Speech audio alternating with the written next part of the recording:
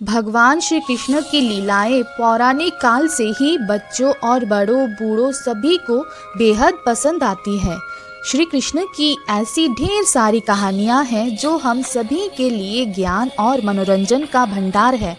भगवान श्री कृष्ण के जन्म की कथा से लेकर वृंदावन में उनकी फैली शरारतों की कहानियां बहुत ही अद्भुत है।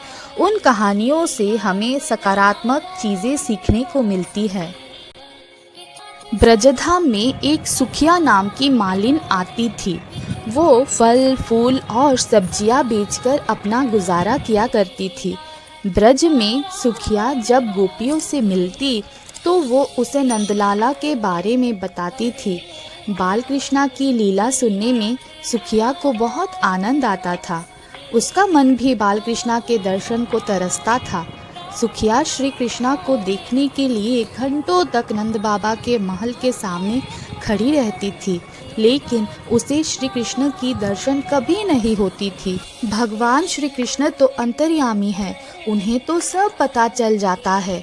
जब उन्हें पता चला कि सुखिया उनकी परम भक्त है, तो उन्होंने सुखिया को दर्शन देने का निर्णय लिया।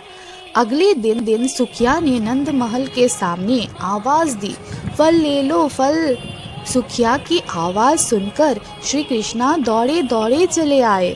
नंदलाल को अपने सामने देखकर सुखिया की खुशी का ठिकाना न रहा।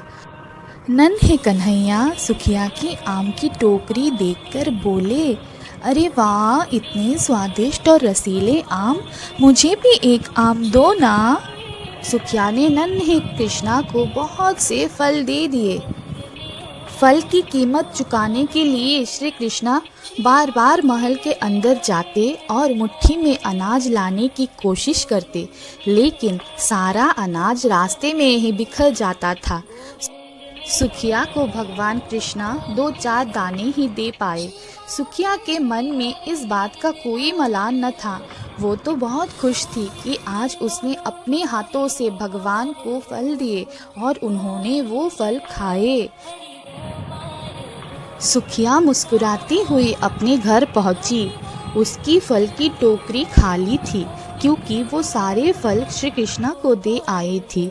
घर जाकर उसने टोकरी अपने सिर से उतारी तो पाया कि उसकी टोकरी हीरे जवाहरात से भरी हुई है। सुखिया समझ गई कि ये भगवान की लीला है। उसने मन ही मन बाल गोपाल को धन्यवाद दिया।